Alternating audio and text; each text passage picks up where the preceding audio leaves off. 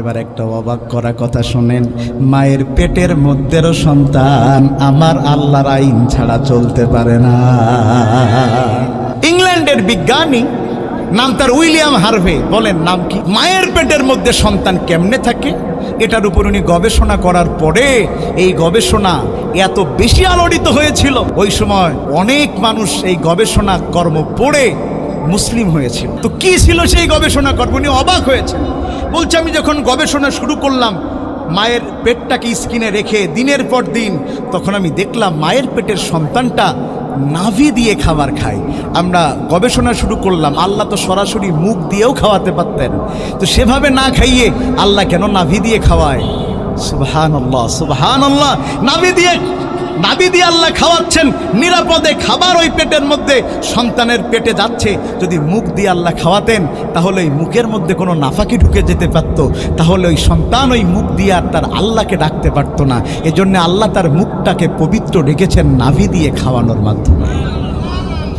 2 নম্বরে বিজ্ঞানী বলেছেন, মায়ের পেটের মধ্যে সন্তানকে যখন আমরা অবজার্ভ করছিলাম, আমরা অবাক হয়ে দেখলাম ওই মায়ের পেটের সন্তান নির্দিষ্ট সময়ে একই প্যাটার্নে তার মাথাকে সামনের দিকে ঢুকায় দেয়।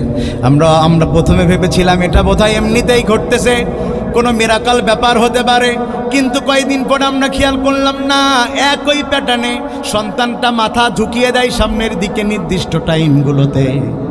আমরা চিন্তা করলাম কোন প্যাটার্নে তার সে মাথা ঝুঁকায়।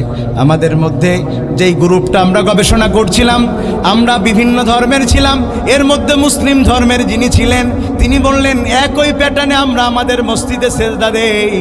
আমাদের সেটা বিশ্বাস হলো না। আমরা মসজিদে চলে গেলাম, দেখলাম হ্যাঁ, মায়ের পেটের মধ্যে ওই সন্তানটা যেই প্যাটার্নে তার মাথাটা ঝুঁকায় দেয়, মসজিদের মধ্যে মুসলমানেরা একই প্যাটার্নে আল্লাহর উদ্দেশ্যে সেজদা দেয়। তাইলে মায়ের পেটের মধ্যে সন্তান কথা শুনে কার? জোরে বলেন, কথা শুনে কার? অথচ ওই সন্তান দুনিয়াতে আসলে শক্তি সামর্থ্য হলে আর আল্লাহকে। এবার আমার আল্লাহ বলছেন, শুনো, আমি খালি মানুষের জন্ম বানাই নাই, আমি আল্লাহ মানুষের মৃত্যুকেও বানাইছি। সুবহানাল্লাহ। খালি জন্ম বানালে এ দুনিয়ার প্রত্যেক মানুষ এক একটা ফেরাউন হতো, কারণ জীবনে তো মরতো না। 70 বছর বাঁচবে কিনা তার কোনো নিশ্চয়তা নেই। তাই ক্ষমতায় টিকে থাকার জন্যে কত মানুষকে হত্যা করে, কত মানুষকে ক্রস ফায়ারে দেয়, কত মানুষকে আয়না ঘরে রেখে দেয়, কত মানুষকে মিথ্যা মামলা দিয়ে বছরের পর বছর জেলের মধ্যে রাখে।